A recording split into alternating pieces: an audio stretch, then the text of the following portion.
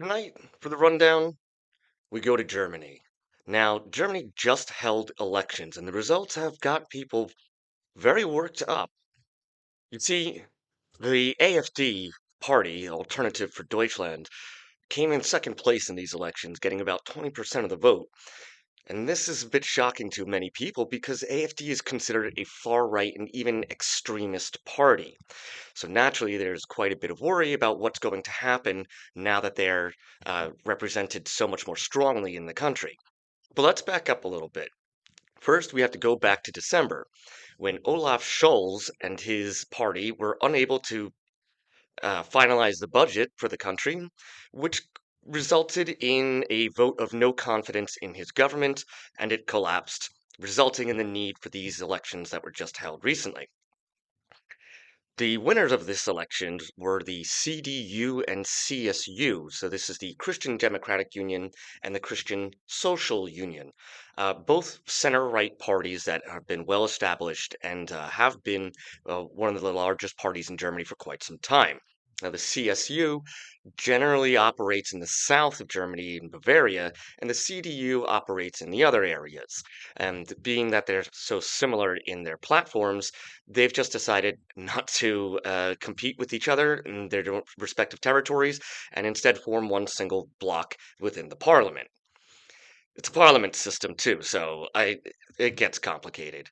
In any case, AfD won in the northeast of Germany. Now, this is a section of Germany that had been under Soviet control for some time, and so there is a bit of a difference in the culture and the economics in those areas.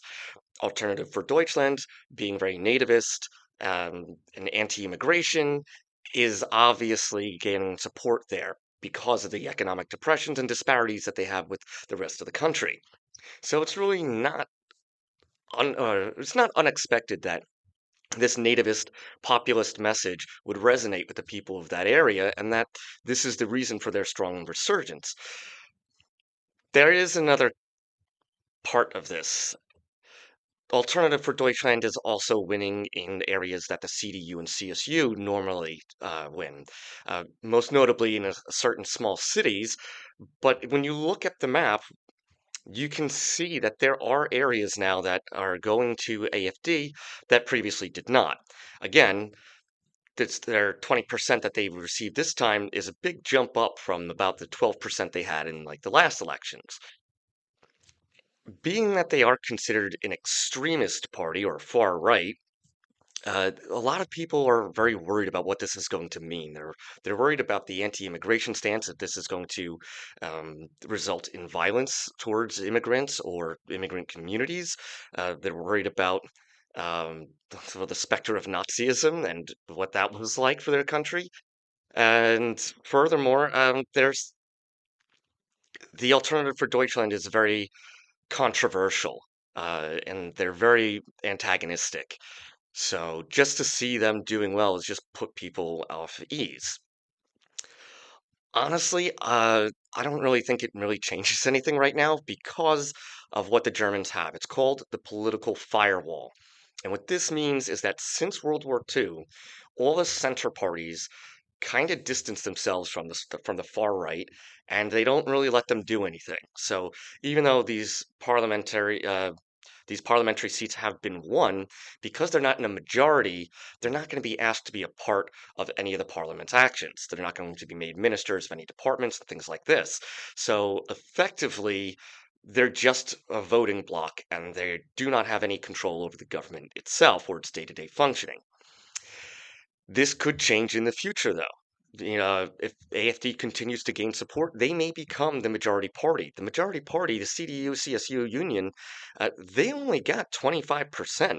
So that 20% second place is very close. And this is what people are worried about. They're worried about the far right coming back into power in Germany and having free reign to essentially do whatever they want, which, again, it's a parliamentary system in a stable democracy. That's unlikely to happen. But you can see where people are still living with the costs of World War II, and what it was like to have a far-right Nazi party in control of the government, why they would be hesitant to allow far-right back in again.